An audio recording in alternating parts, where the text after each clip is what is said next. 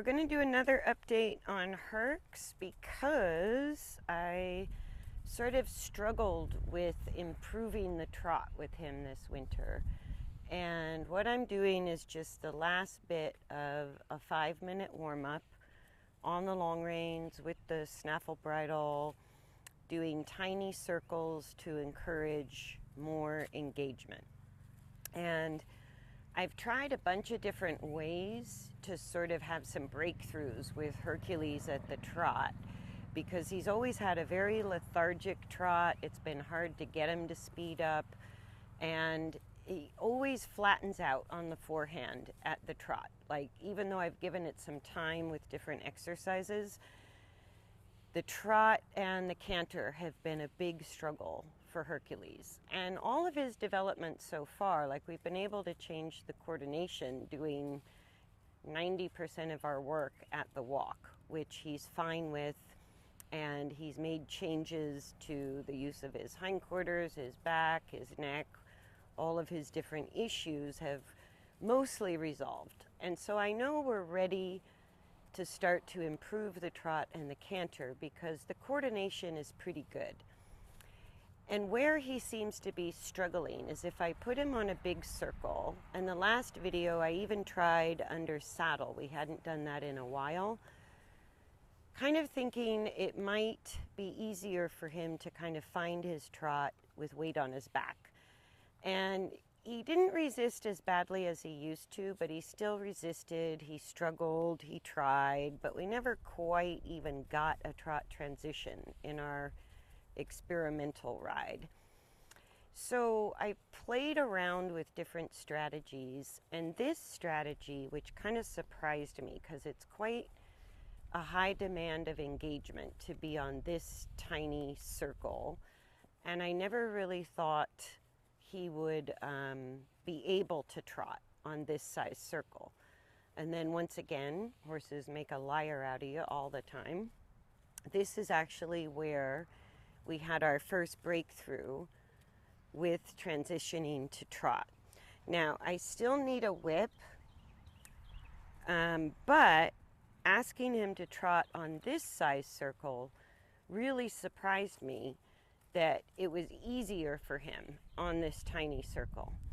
And it's a little awkward with the whip, so when I'm just walking him, I drop the whip, and then when we need the trot, I pick it up.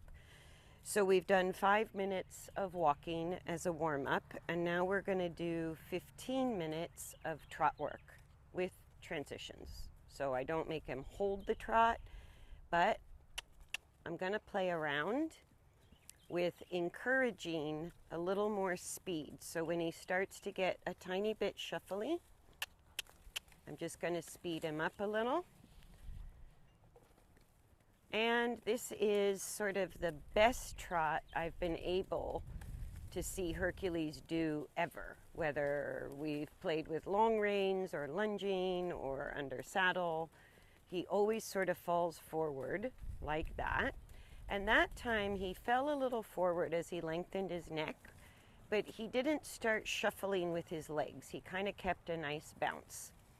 If I start to see him get too shuffly and lethargic in the trot, I'm just giving him a little half push within the trot to see if he can't add a bit more energy. And he can break from trot whenever he likes, but what he tends to do is fall forward and can't quite get out of it. So that was quite nice. Instead of going into his lethargic, shuffly trot, he just broke the trot and walked. And then him offering to pick up the trot and having a really good first few strides, that is brand new for Hercules. That has just not happened with all the different strategies I've tried. Never has he offered to trot like this, and never has it had sort of this much bounce. So he can go between walk and trot, and I'm just going to time it, like I said, for 15 minutes. He can work on getting better at trot, getting more comfortable in trot.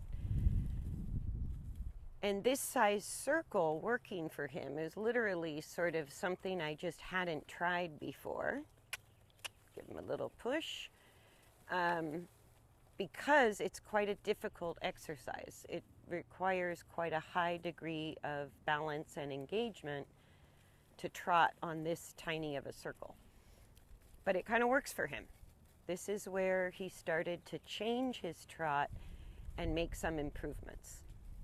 So I've still kept it pretty easy. He gets a walking warm-up, always pooping right at the camera. Thank you very much. I know we still get 2 poops and 1 pee every session. So I'm just going to move my circle a little bit so we don't step in that. And you see, I'm not even using the whip harshly. I'm not having to do much with it, but sort of just a gentle touch on the back of the hind legs to help him bump up the energy level just a little if the trot starts to go downhill, literally. But I'm still allowing him to break the trot if he needs a break and he starts to lose his balance at trot. I would rather he walk, kind of stabilize again, and then try a trot again. So that's the shuffly trot. I'm going to ask him just to bump it up a little tiny bit. And like I said, if he breaks to walk, he can break to walk. But I want to discourage him going slower and slower in the trot before he breaks to the trot. So I'm helping him sustain a little bit more energy when he starts to fall forward, like that, if he doesn't break to walk. Whoop. Nope, we don't need a canter. Sorry about that.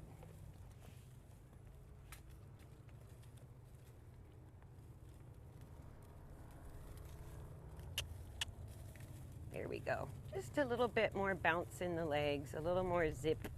And he doesn't have to hold it. Like, coordination sort of comes and goes. So I expect him to find a little something better, and then maybe he'll lose it, and then he'll find it. I'd love it if he found it on his own, just like volunteering the trot. That's pretty good. So instead of staying in that more lethargic trot, I didn't correct him for breaking to the walk because I would rather encourage that than him compensating and being heavy in the trot. I'd rather have a better walk than a bad trot. And Hercules, when I think back, he had OCD lesions, which is a tear in the cartilage on both of his stifles, with his right stifle having sort of a bigger tear and being more painful than the left. That typically starts when they're anywhere from 6 months old to about 2 years. And I don't think Hercules ever learned how to trot because we didn't really figure out he had those lesions, which create intermittent bone-on-bone pain. It's a big-ass deal. And so because he could have a severe pain episode, Hercules really restricted his movement. He just either refused to move or he moved very conservatively.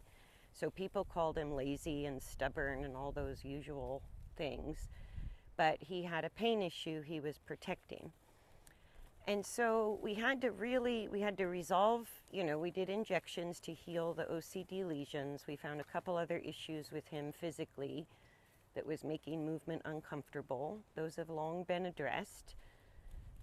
But I realized he's not going to figure out a good trot because he sort of missed that window when he was younger.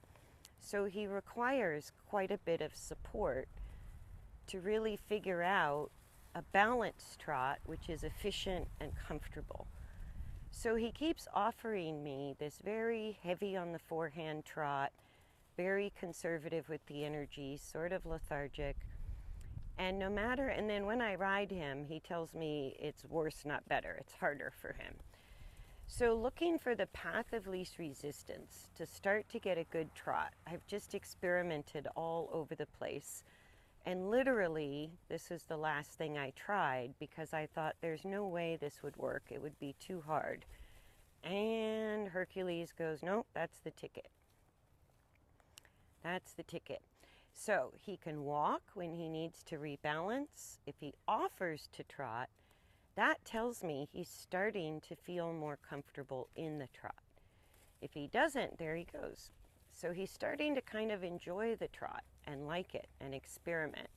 And there where he kind of gets heavy in my hand, falls forward, gets a little shuffly, just like a half halt, I believe in a half push. So the whip is out of the picture. I'm not pushing him the whole time. I'm only giving him a little energy boost when I see him struggling and resorting back into his old trot, right? But if he's giving me a good trot, I kind of let him do his thing. Are we pooping again? No? Okay. Oh, and then he volunteers a trot and starts off decently, which is really very good for him. And the fact that he volunteers to trot is huge, because he always resisted speed because of underlying pain issues. And even when we resolved the pain issues, his entire coordination and way of going was already well established to sort of protect where he was having pain. So changing the coordination, he really only would cooperate if we stayed at the walk. And we got the changes we needed. He's doing very well at the walk. But as soon as I try to bump it up to trot, it's like he's never trotted before. He's just not good at it. So this exercise was kind of exciting to see him get comfortable enough that he volunteers some trot. He can still break to the walk as often as he needs. We push it for about 15 minutes, walk trot, and then I'm going to end with him just walking on the same size circle and restabilizing the coordination at the walk, because that's what we've built everything on, and so that's what we warm up and cool down with.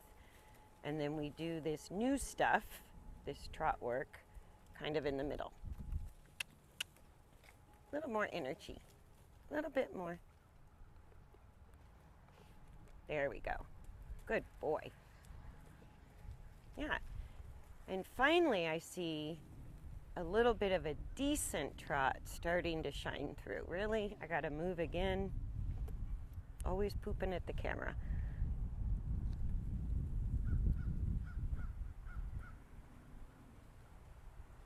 Okay, we're gonna come over here a little bit.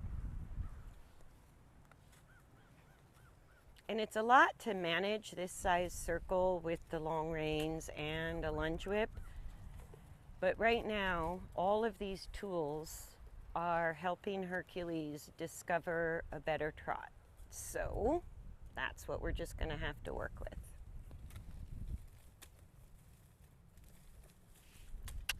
A little more energy. There you go.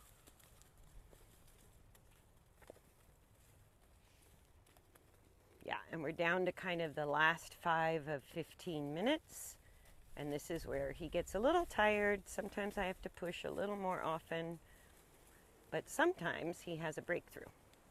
So we just keep it to 15 minutes. Good, bad, or otherwise. That seems to be about the amount of time he can handle it, make improvements without sort of getting more defensive or trying to get out of it.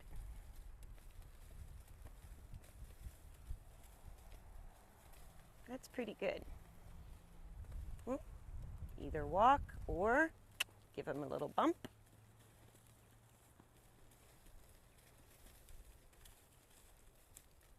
Good, because his body has to get familiar with this. And when we see a good trot, theoretically, that should be also more comfortable mechanically for him. So him trotting longer, him offering to trot after a walk before I use the whip, and him starting to have a little bit of bounce in the trot, not so shuffly, and breaking to the walk without having to slow down the trot first. All of those are huge signs of improvement and that we're on the right track. So I'll let him walk for a lap if he wants to. He is a little heavy in my hand. He's struggling, but that just means the weight is still too far forward. So if I hold my ground, hold the inside rein length, adjust the outside rein length, and play with transitions, he will figure it out. Ready?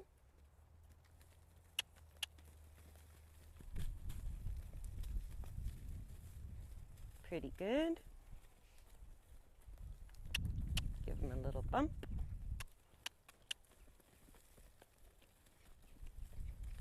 Good.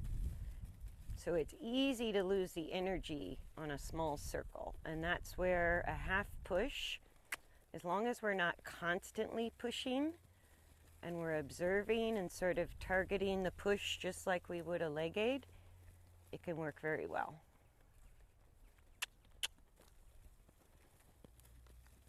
There we go.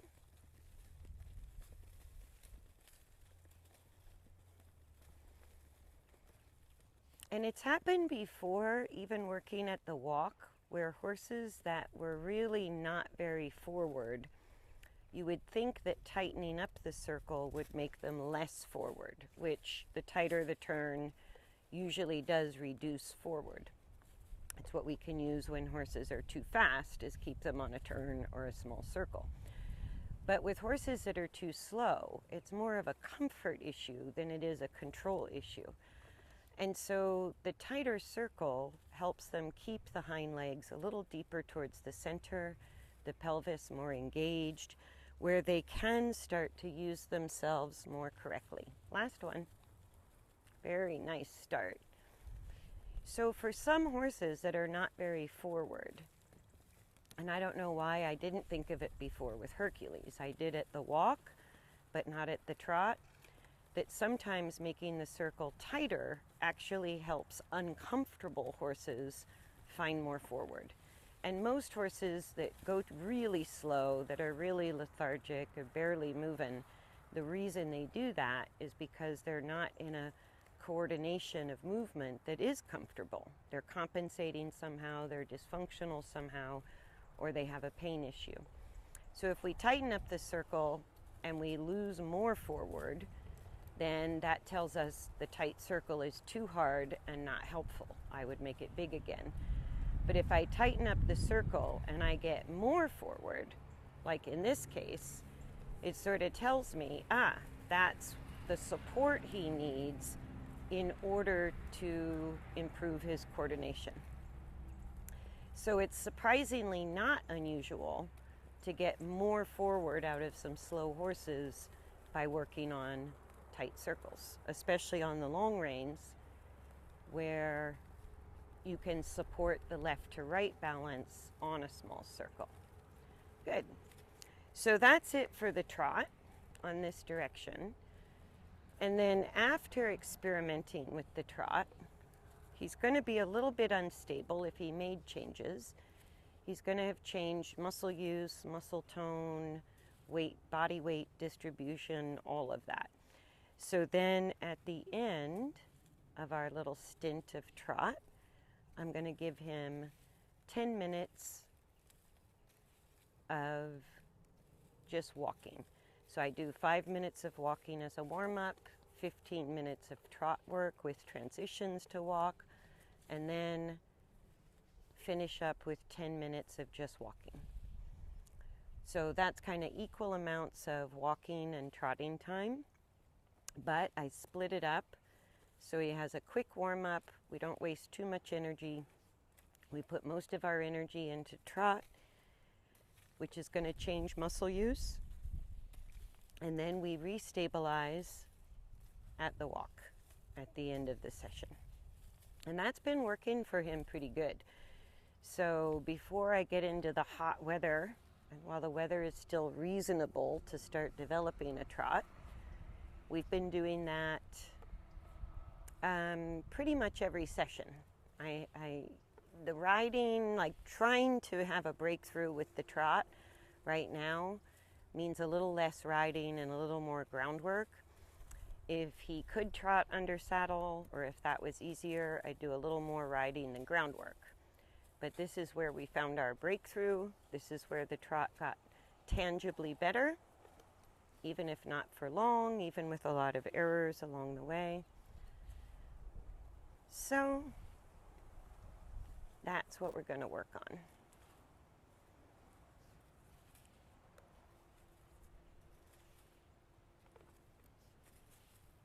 And the walk I get after the trot is much lighter on the inside rein, which tells me that trot work kind of helped him figure out how to use his back and hindquarters a little better so he can control his own body weight, which means my same length of rein just doesn't feel as heavy. So he's definitely, by working on the trot, getting a little more engagement, a little bit more weight off those front legs, and starting to figure out his balance at the faster speed. So I don't think we need to videotape the whole 10 minutes of the walking. I'll wrap it up there. But I'm pretty happy, especially to the right. He's pretty equal on the left and right directions.